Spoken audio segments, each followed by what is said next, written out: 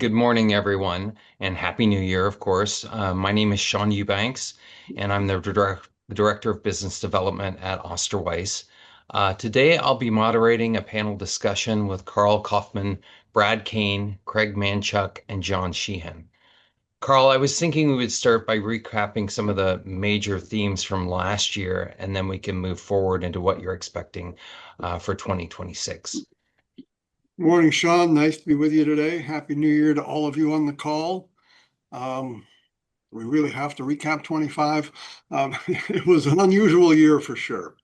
Markets performed quite well last year, which is obviously what we all want. But normally when markets are rallying, the macroeconomic environment is somewhat calm and predictable. As we often say, markets hate uncertainty, yet in 2025, both the macroeconomic and geopolitical landscape was anything but predictable and settled. The most obvious stress point of the year was Liberation Day in April, when our president announced, broad-based tariffs. From that day forward, nobody quite knew what would be assessed in which countries or industries until they were announced and then reduced. And even after a deal had been reached, some of them still were changed. We also endured the longest government shutdown in history. Inflation continued to be a storyline in 25, although the Fed did begin to cut rates somewhat inexplicably, as we'll discuss later. The war in Ukraine rages on. Conflicts in the Middle East were also in the news for much of the year. And finally, the administration's aggressive anti-immigration campaign also adversely affected several areas of the economy, particularly in the hospitality service and home building sectors. When you add it all up, we had a pretty disquieting combination of real-world events, but somehow the markets were unfazed. Investors, had little choice but to stay invested despite their unease. Seemingly nothing could slow the rally down. Many asset classes, including precious metals, posted new all-time highs last year, as we believe Asian central banks were the main buyers of gold, possibly replacing what would have been treasury reserves. That's the recap. Thanks, Carl.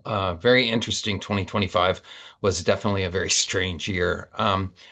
What do you think will happen in 2026? Will it be more of the same, or do you think the bull market will finally lose some momentum? Well, it's obviously harder to answer the second part of that question, so I'll start with the first. Unfortunately, I don't think 26 will be any easier for investors to figure out. Even if markets continue to rally, the macroeconomic and geopolitical conditions are not likely to be calmer, at least in the first half. Already this year, we've seen an attack in Venezuela, arrest of the president, and he's talking about other targets. So it seems like Greenland might be next up on his agenda. We'll just have to wait and see. I mean, the fun never stops. The effect on markets, particularly the oil market, has been negligible thus far. But of course, it is early days, so we'll need to see what happens. Perhaps more importantly, the president has telegraphed that continued military strikes on other nations are still on the table. Each time something like that happens, the risk of political and economic destabilization increases, but there are other issues too, some of which are a continuation from last year. Affordability remains a big topic among American consumers, and somewhat for good reason. Affordability, of course, is related to inflation, but more importantly, it compares price increases to wage growth. When the relationship is moving in the wrong direction, things become less affordable. Housing affordability is a particular pain point in the US. Sales of existing homes increased modestly in 2025. That seems like the best case scenario for 2026.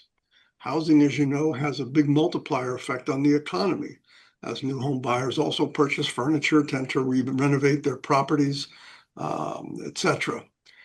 You're seeing the slide on housing affordability. And as you can see from the charts we've just put up, housing prices have increased much faster than wages. And we're seeing similar patterns in the automobile market. New car prices have increased 30% over the last 5 years and now average about $50,000 for a new car on average. The average monthly payment on a new car is about $750. Used car prices have also increased about 40%, now average about $31,000. So loan terms are extending to 6, 7, even 8 years from your typical 5. The average car on the road is now 12.8 years old, almost 13 years old. Clearly, they're making better cars these days, but all of these numbers are too high for a healthy auto market. The Trump administration believes lower rates will help solve part of this affordability crisis, but it could also exacerbate the situation because lower rates will not cause prices to drop in housing. If payments decrease, demand increases, which drives up home prices. You have, a lot of homeowners in the US who are rooting for higher prices.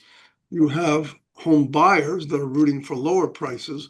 One of them is going to have to lose.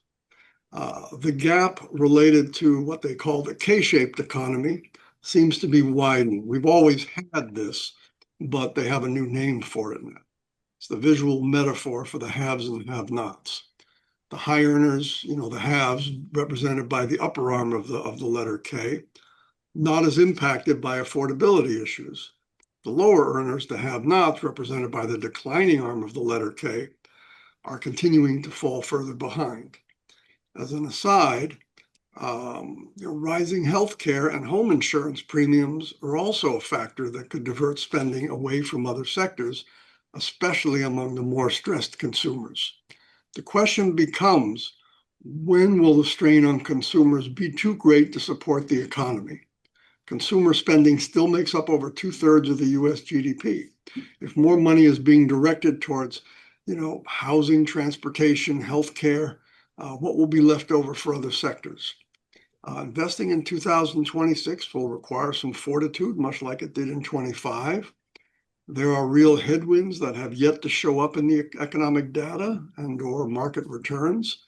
And we do have fiscal stimulus, especially in the first half, from the tax cuts, et cetera, that could buffer us against, some weakness in spending. So the first half, probably better than the second half, but don't hold me to that. Thanks, Carl. That's a great segue into my next question. Brad, can you take a little time and talk about the challenges we've had in the macroeconomic data in 2025? And maybe tell us if you expect that to continue into this year. Sure. I'm happy to, and I want to wish everyone a happy new year. 2025 presented some unique challenges to the official data coming out of the Bureau of Labor Statistics. As we've talked about several times in the past, the BLS collects most of its data from surveys they administer to businesses and households. And for years, response rates have been declining, driving down the quality of information content. Last year introduced some new challenges. First, with DOGE, that everyone will remember, sought to decrease staffing across the government. Sadly, senior BLS staff took the early retirement option, and newer staff were let go because they were probationary. So you have less people collecting and analyzing the data without any real experience. And overall, I think total government headcount is down about 20% since Trump took office. And then in August, he fired the head of the BLS after getting upset that job growth was revised downward for the first quarter by over 900,000 workers. So this is what happens when the declining survey responses and a lack of staff to follow up on them. Currently, they have an interim chief, and they still have a lot of senior roles that are vacant. And then finally, there was the 45-day period where no data was collected during the government shutdown. So this has had big impacts on CPI calculations. For October, for example, the BLS assumes zero inflation for the cost of shelter, also known as owner's equivalent rent. And this is over 1/3 of the calculation that goes into CPI. There's almost no chance there's 0% change. In fact, today's numbers showed that there was a 0.3% chance, 0.3% increase over for the quarter. So it's clear that the numbers were diverging. And November data for retail sales were captured late in the month, so they were likely reflecting Black Friday, Cyber Monday sales, so they'll understate actual prices over a full cycle. or a full quarter. It seems to us the noise in the data collection has really affected the results to date. And I think looking forward into 2026, we anticipate some of these uh, issues will continue, particularly with CPI. I mean, as I said, the zero OER figure will remain part of the CPI now for the next 12 months, artificially depressing rent numbers. And the shortage of staff is going to take time to fix, and that'll result in more imputed prices rather than actual data collection. So I think, more issues for investors to really wade through. Thanks, Brad. Craig, how do you think the BLS data integrity issue will impact the Fed? We know that they rely on that data to help set policy. Good morning, Sean.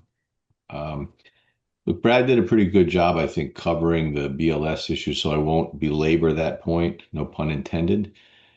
I think what is relevant here is the fact that we have inaccurate data and we have a Fed that is going to be increasingly populated by people that President Trump wants in there who will push his agenda forward and try to force rates lower.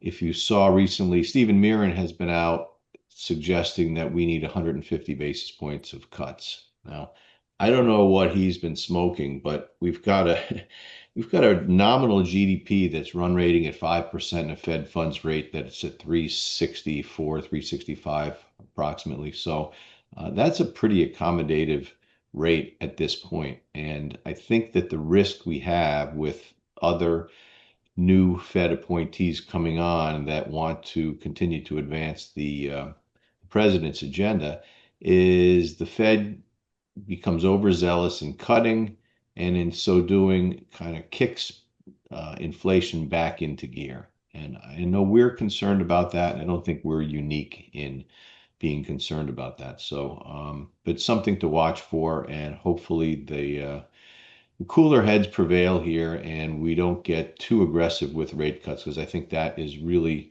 that could, one, get stocks supercharged and create more speculative activity, but it could also really set the stage for another bout of inflation, which will be most problematic for the lower earning cohort, as we said before, who has been getting left behind all throughout this, this economic expansion.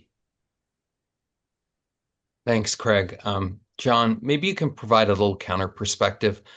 Despite all these concerns, several markets reached all-time highs in 2025, and many commentators are anticipating another good year in 2026. Can you talk about where all this optimism is coming from? Sure, Sean. Happy New Year to everyone. I think one way to look at that and point to some of the reason for optimism is if you look at some of the underlying economic indicators. The labor market is always a good place to start when you're looking at the health of the economy. And despite the unemployment rate ticking up a little bit in 25, it's still very much at a healthy level. There are some factors to consider in addition to some of the reporting issues. If you look at the impact of immigration, when you have less immigration or even people leaving the country, that shrinks the denominator. So even if you have a similar number of people employed, the unemployment rate ticks up as a cause of the impact to the denominator. Another thing to look at is if you look at the number of total job openings, that has remained relatively constant throughout the year. And again, if you look at the number of unemployed workers, those two numbers are pretty similar to one another, just a little bit over 7.5 million. So from that perspective, it looks like the employment market is pretty close to equilibrium. So that definitely gives us cause for optimism. And there has been talk, especially with some of the backdrop around AI, around the skills mismatch. I think that's what people point to most when they're talking about the job openings. There is a little bit of a lingering impact from COVID, where companies felt like they were caught flat-footed with some of their labor. So they're hoarding some of the employment and probably a little slower to release than they would have ordinarily. But for the most part, the labor market looks to be in good shape for us. And quite frankly, we don't see a material change to that in the near future. Thanks, John. Carl also mentioned that precious metals reached some all-time highs in 2025. What's the significance of that? Yeah, absolutely. Metals had a very strong year in 25. If you look at the two most commonly cited, gold and silver, those were used by foreign governments, largely to hedge themselves or express some concerns about replacing the US dollar. I think there's some commentary around the move in Venezuela about that being a move to protect the dollar's dominance, especially in the oil markets. But even if you look away from gold and silver, some of the metals that are used in manufacturing, such as copper and aluminum, et cetera, also had very, very strong years. So, there is definitely an element where the metals markets lagged for quite some time. So it could just be a little bit of a catching up. But it's also another indication of just the devaluing of fiat currencies across the globe. The more that our government spends in deficit, the more dollars that we print, the more that it drives demand for physical assets. Thanks, John. Craig, can you talk about the new issuance market? Have companies been taking advantage of this risk-on sentiment? New issue market is relatively robust. We're year to date. The IG market has printed about 100 billion year to date, which is pretty solid. If you compare that to last year, it did about 200 billion in the month of January. So I'd say we're running a little bit ahead of where we were a year ago.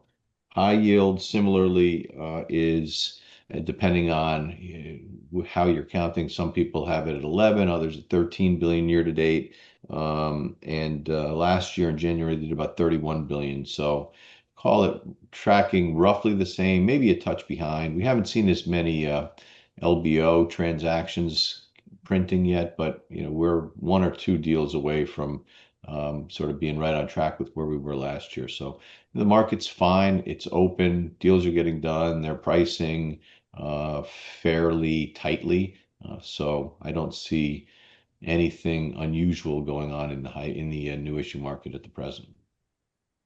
Thanks, Craig.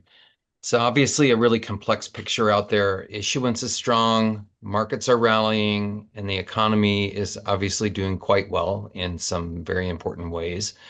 Yet there are a number of issues lurking in the background that could potentially create problems down the road. Carl, would you like to wrap up the discussion today to talk about our fund's positioning? Sure. There are no major changes that you might expect. We've been in a holding pattern for a while now. We probably got defensive a little too early, but that's okay. We have plenty of dry powder. We've been investing opportunistically in longer-term bonds when they do show up. We've been reluctant to go too far out in the maturity or credit spectrum at this point in the cycle. It's because we're probably, the late phases here. Some people think we might be starting a new one, but I think that's optimistic. But the rally may not have run its course yet, but it definitely feels like we're somewhere nearer to a market top than a market bottom for sure. And we prefer to buy when things get much cheaper and everybody else is bailing. In some, we continue to be patient and wait for better entry points. Thanks. One more question before we open it up to the audience. You mentioned the Venezuela strike earlier, and I'm wondering if you have anything else to say about that. Not much. I mean, it's symbolic of a changing foreign policy in America for sure. We're back to gunboat diplomacy. But given their deteriorating infrastructure in the oil field, oil companies seem to be resisting going there. It is also very heavy crude. just tough to transport and process. So let's hope this doesn't become a regular occurrence elsewhere. We don't need to, destabilize, any further than we have, and we don't need to embolden China and Russia to behave similarly. Thanks, Carl.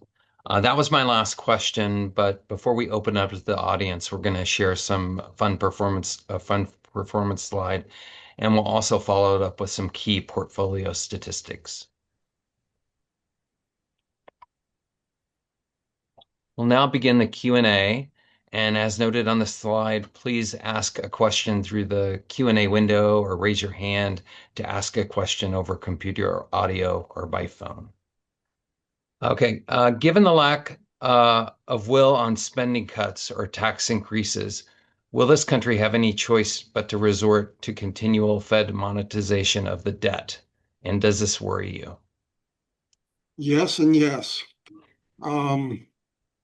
I think you're probably going to see tax increases. That generally is where these things end up when you can't monetize enough debt. The big beautiful bill didn't really cut much in taxes for the top earners. It did for the lower earners.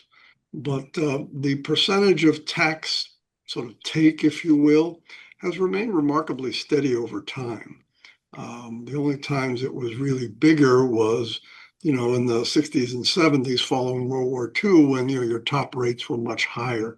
But it wasn't materially higher than it is today because people did find ways around that.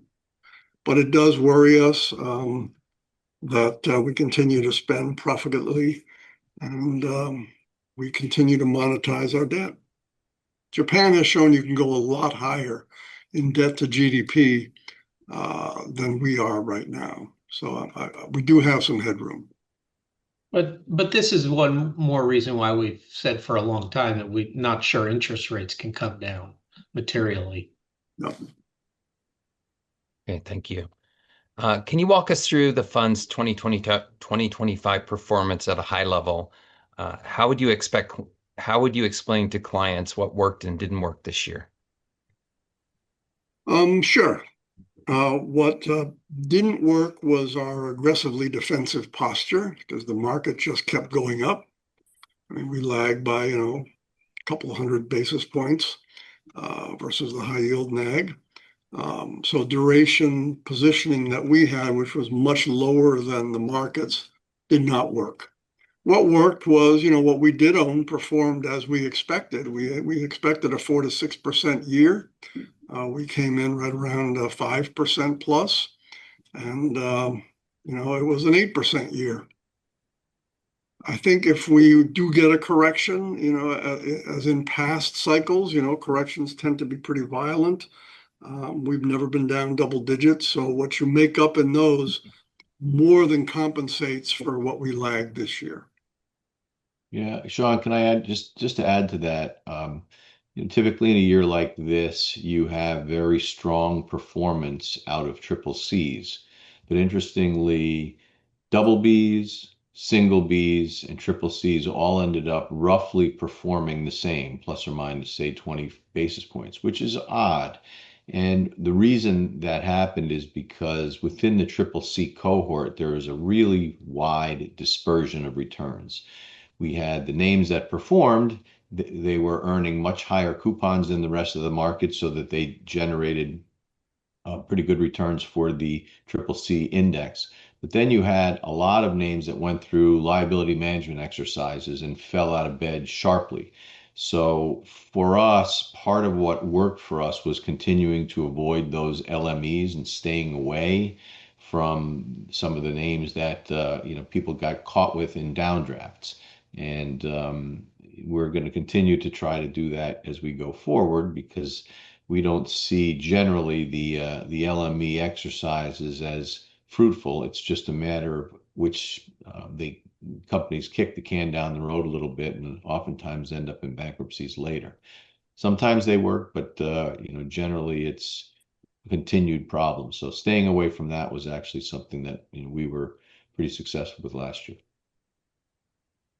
Thanks. Any comments about a new incoming Fed chief and who you like, or maybe who you don't like for that? Who we like and who we don't, it's not really going to matter. However, I think, the betting market seemed to have their money on Hassett and Warsh. And I think if Hassett is the winner, I think the Fed governors that have been there a while will probably resist him more than Warsh, who's considered more of an insider. So you probably actually get fewer cuts with a Hassett than you might with Warsh. But other than that, now they're interviewing Rick Reeder of BlackRock. So I mean, it could have a surprise candidate come in there at the last minute. It's just hard to tell. How does the quarter end allocation to high yield of 58% compare to previous periods? It is a little lower than it has been, only because we've been building cash, and the cash-like instruments, which tend to be non-high yield. Okay. Okay. We did have a request to show the performance slide again, so maybe we can do that real quickly.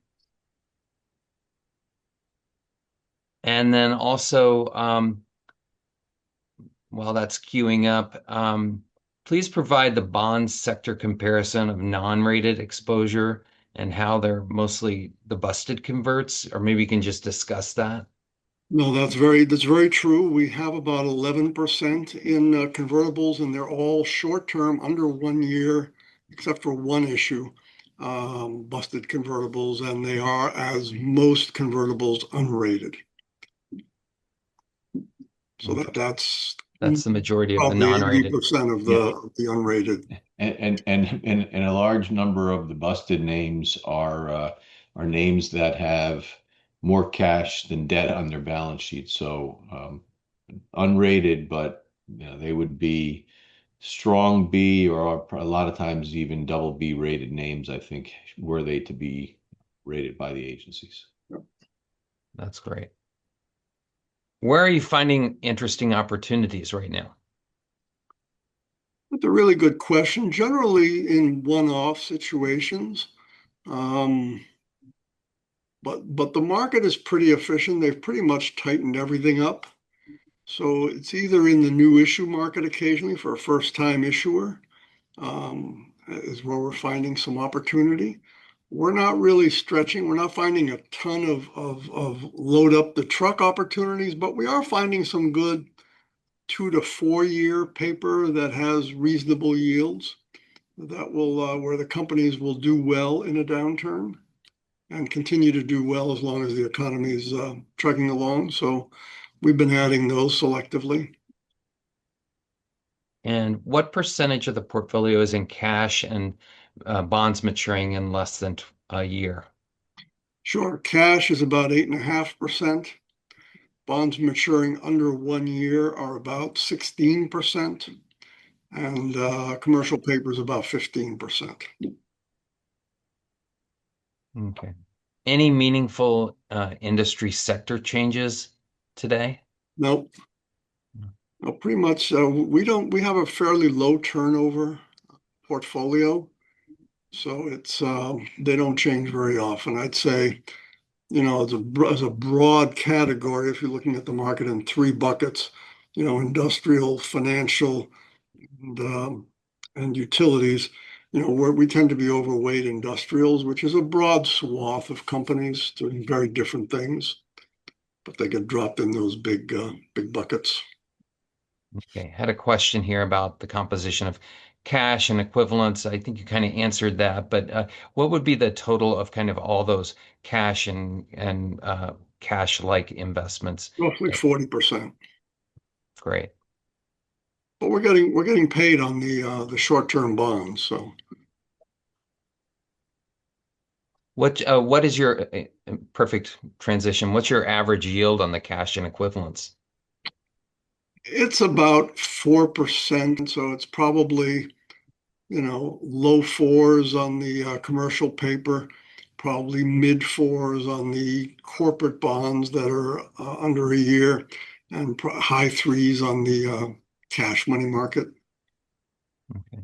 That's quite different from what we had experienced in the past with our cash position. Inverted yield curves are a lot of fun for people like us, but this is not one of those times. Okay.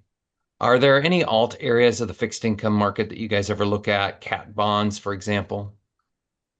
We find that if we're not really knowledgeable about an area like that, we typically not going to play it. We're knowledgeable in enough of the bond market that we have enough to play with. Okay. Let's see. Does the wealth effect from last year's stock market gains enter into your calculation for the 2026 economic performance?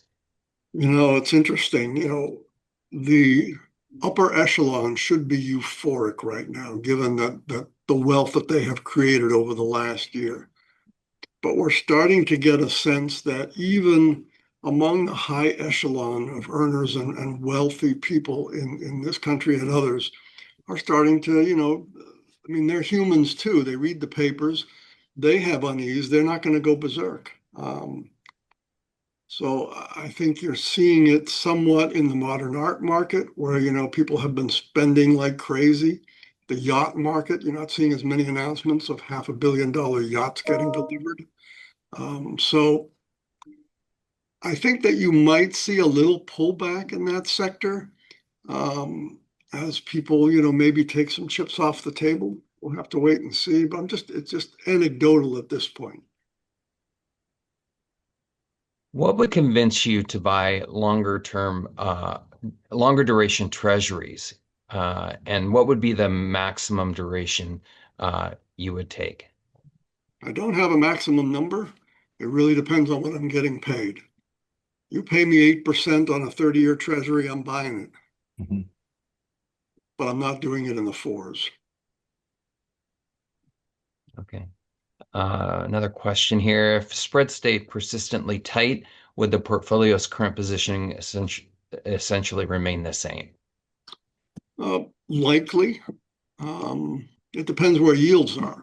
Yeah. The spreads can stay tight, and if treasury yields rise, you can still have tight spreads but higher yields. So if you had, 6% treasuries and 200 basis point spreads in high yield, that's a pretty good yield because you know that rates are going to be coming down. We'd probably be buying some treasuries at that point.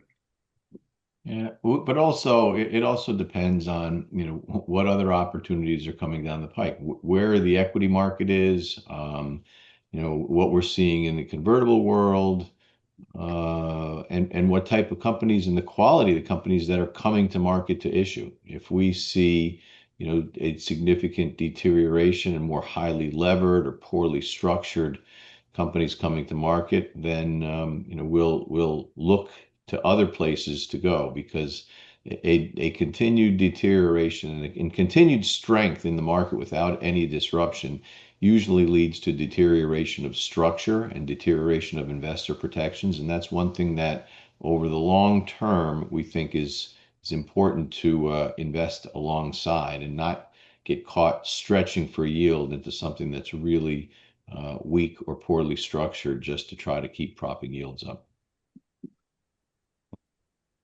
Has your strategy ever in the past, or would you consider prospectively investments in hybrid securities like bank preferreds? I'm going to let John answer that one. Yeah, we've discussed it many times. The vast majority of those bank preferreds are perpetual, so it's a little bit longer duration than we're used to or we prefer. There are some high yield funds that try to play it to the call. That's a little bit of picking up nickels before the bulldozer, so not really something that we're interested in, but it is certainly on our radar. But I think it's going to be a very unique situation for us to add it to the portfolio.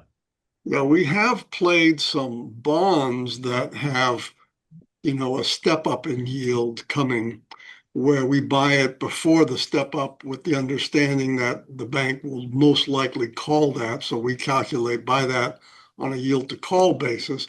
And if they don't call them, we would get the step up in coupon. But so far, we haven't gotten the step up yet. And the current structure of bank preferreds are non-cumulative. So you have a perpetual non-cumulative security. So if they were ever to get in a situation where they turn the dividends off again, you'd have a perpetual zero coupon bond, which is not the greatest security out there. We're not necessarily calling for that. And look, the environment right now is kind of favorable as for banks if we have an upward sloping yield curve. But for us to buy hybrids now would be a real example of stretching for yield to try to prop something up. And after 3 years of good performance in the markets, this is the type of security that a lot of people will stretch into, and they'll talk themselves into, buying something like that. And generally, it may work, but it's probably not the right time, which is part of the reason why we tend to stick to our knitting, because at some point in time, we'll see a disruption of some sort. And those are the names that would be a drag on performance, and it would tie up capital and prevent us from being able to deploy cash into the types of names we'd like to own over a longer term. Yeah, and just one last analogy, if you think about our experience in convertibles, when we play in equity sensitive convertibles, we like that return profile because they have tremendous upside relative to the downside. Preferreds are the opposite. They're incredibly negatively convex. So you have the upside of a fixed income security and the downside of an equity security. Thanks. I know you don't like to, you don't make bets on the shape of the curve or, the 10-year treasury where it's going to be, but do you have any expectations for maybe the year end of 2026 in terms of the yield on the 10-year? Somewhere between 3 3/4 and 4 3/4. Mm-hmm. I'll It's take going to be in the I'll take trading range. I'll take the slightly higher range of that myself. I think we've answered all the questions for today. Any final comments from the team? No, I think people, should, proceed with caution. We are in, getting a little long in the tooth in terms of the equity market rallies we've had. May not be a bad time to take some chips off the table as we have in our strategy and wait for a better buying opportunity. I mean, it could go parabolic on us, but it already feels like it has. Okay. Thank you, gentlemen, for being with us today, and thanks for all of our participants. Thank you, Sean, and thank you, everybody. See you next quarter.